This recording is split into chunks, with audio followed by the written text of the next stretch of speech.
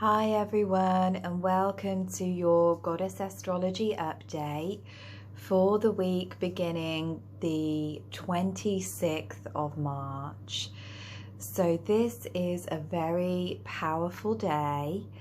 At the equinox, we had Sol, the sun, and Venus, the lover goddess, both crossing the threshold into Aries, the sign of the first fire, the sign that is the spark of creation, of new beginnings, of new fertility, of fresh growth.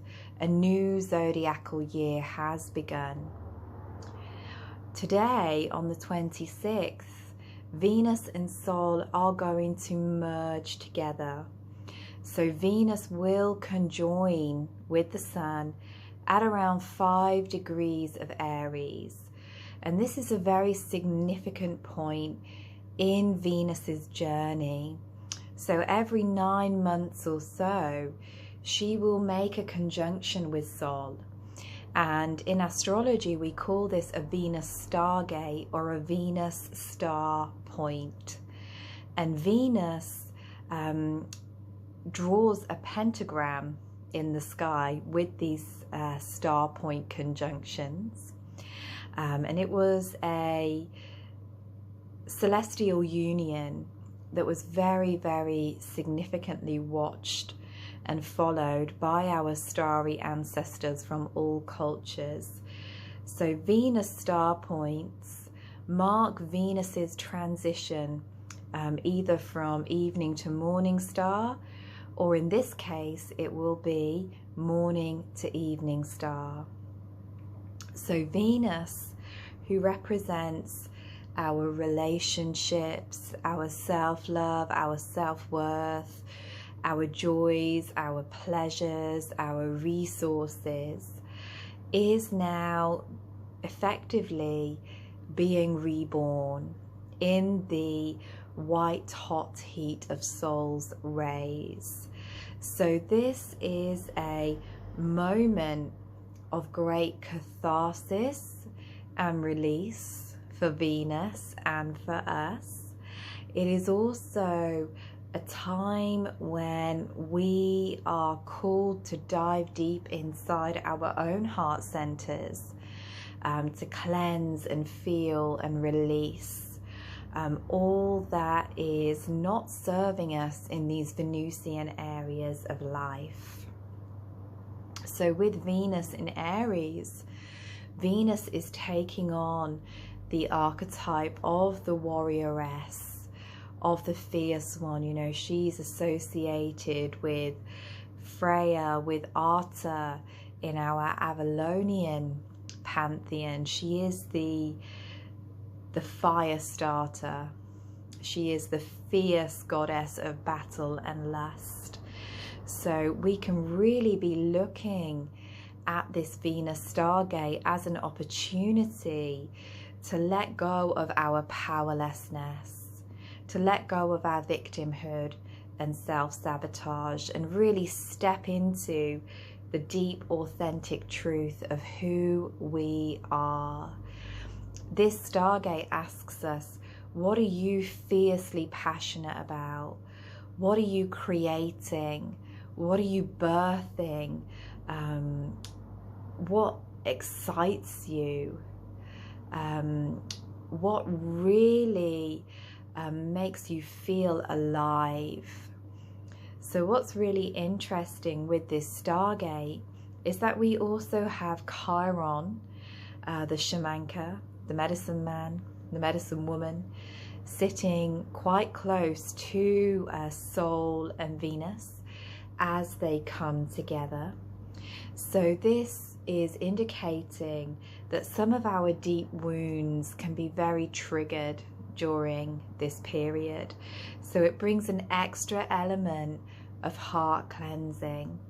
And with Venus representing our self-worth, you know, it can really be a time when we are looking at, why do we feel unlovable?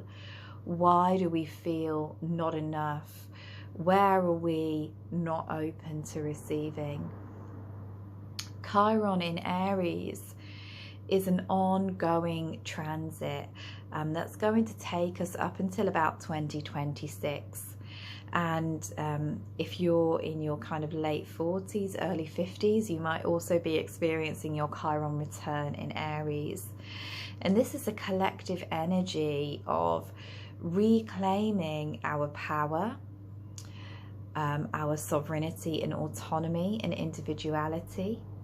And it's also about initiating new healing paradigms. So out of the chaos and the rubble of 2020, this is a time when new potentialities can emerge. This is a time when new ways of connecting with the essence of Venus, connecting with the essence of Aries, can start to emerge. So we're really looking at how can we really stand rooted and strong in our bodies, in our lives, in our integrity, as we go through the rest of this year. There is an element of divine union that comes with this aspect as well. Another way of interpreting the Venus-Sun conjunction is the coming together of the sacred masculine and feminine, the Hieros Gamos. So this can also be a time when we're looking at balancing the masculine and feminine within ourselves, you know, the receptiveness, the softness, the femininity of Venus, and the passion and power and will of Aries, to use classic interpretations. And what's really interesting is that we also have Mars conjunct the North Node on this same day, this 26th of March as well. So Mars in Gemini is something that I've talked about a few times. It's about the energy behind our words. It's about the drive to communicate and connect. In many ways, it's also about the overstimulation of the throat chakra and the nervous system as well. So as Mars comes to conjunct the North Node of evolution, we can really look at the deep messages of the sign of Gemini, which is also about unity and standing between polarities. So Gemini is sometimes the twins, sometimes the divine lovers, and ultimately is the pillars of wisdom that the High Priestess herself sits in between, as illustrated in tarot. So it's really about, we can only evolve as a collective if we are willing to go beyond duality, if we are willing to accept and honor all parts of ourselves and of others. So it's a very powerful and somewhat fiery period that we are now moving through. Venus and the Sun will actually move into exact conjunction with Chiron a little later in the week, the 28th to the 29th. So we're really feeling these energies throughout this whole period.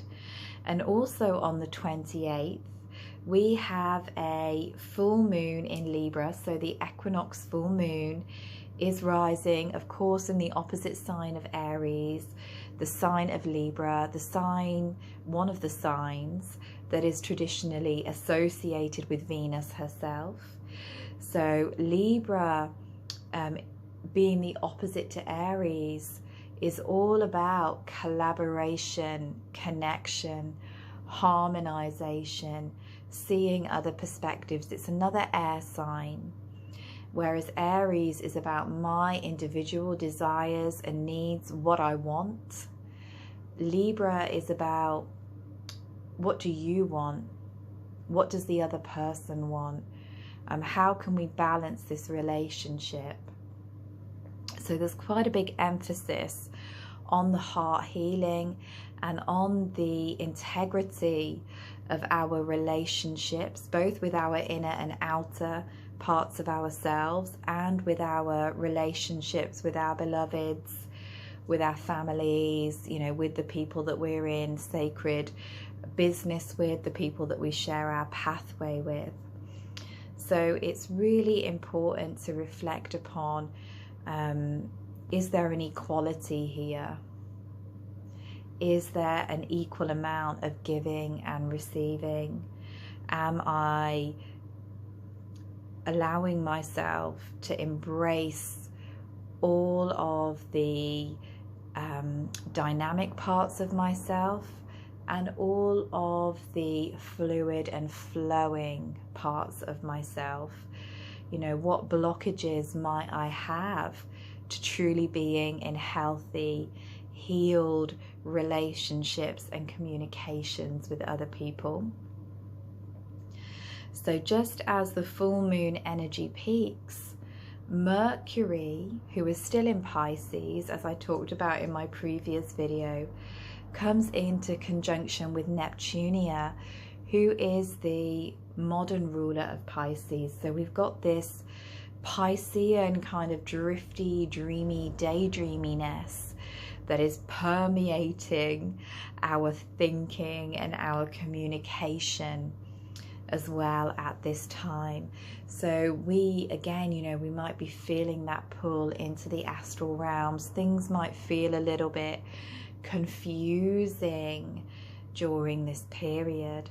And it's really important to look at what is coming up around this time as Mercury conjuncts Neptune, beginning a new cycle, because as we go into the second Mercury retrograde of the year in the build up to the summer solstice, Mercury will be retrograde in Gemini, and she will be squaring Neptune.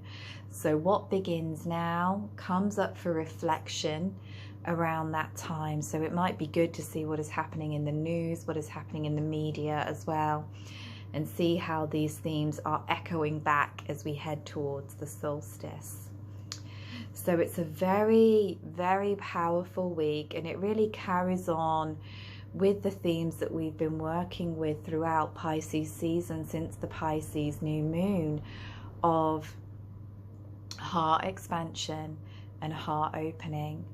So we could really look at how much love can my heart hold, and where is the limit on that love? You know, who am I still not willing to see as a divine reflection of the self?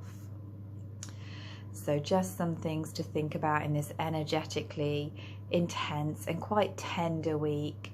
Whenever Chiron is activated, there is an element of us feeling things very, very personally. So just bearing that in mind, particularly with, you know, Mars in Gemini, really inflaming our communications at this moment. So sending so many blessings and hoping this brings some clarity and insight for the week ahead.